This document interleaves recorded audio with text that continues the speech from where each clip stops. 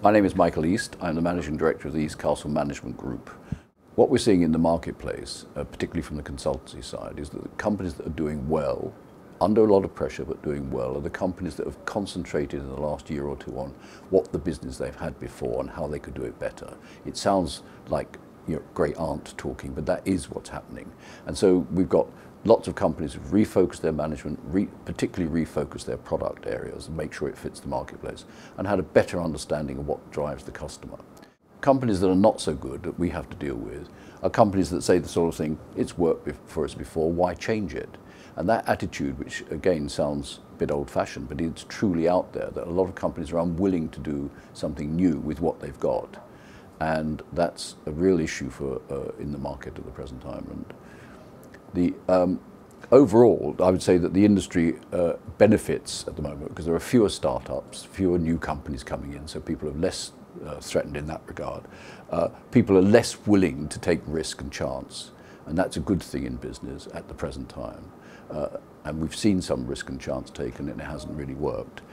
Some of the other areas which really have helped the industry as a business model are there are fewer startups at the present time. You know, we've been through the 2000s with so many startup companies, particularly in the online. There are far fewer of those, so there are far fewer wrecking the market to try and make a deal, and that's a good thing. People are less willing, I would say, to upset their current apple cart, and that's a good thing.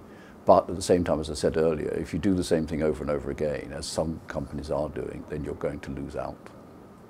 As far as trading trends are concerned, as many of your interviewees have said before, there are lots of good trends out there that are helpful. For instance, holidays are still wanted. If you want a new motor car and you can't quite afford it, you've got one already, so put it off till next year. But a holiday is difficult to put off till next year because you've lost it for this year. So holidays are still wanted. The holidays are changing in their focus, as many of the big companies have said. So we're getting shorter duration holidays, 10 and 12 nights instead of 14, 5 and 6 nights instead of 7.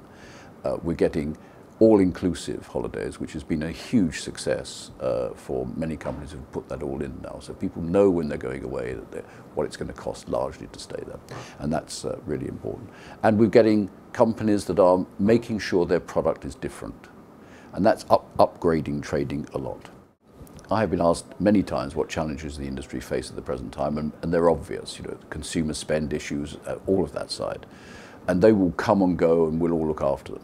The biggest single challenge for me is one I think John McEwan raised in his interview with you, and that is that the government is now much more important in what we do, particularly on the domestic side, but in all sorts of APD and the rest. And we talk about ourselves as though we're a single industry approaching the government, and we're not a single industry. The hotel sector is quite different in its needs and wants from the aviation sector, which is quite different, even though it trades with it, with the holiday sector.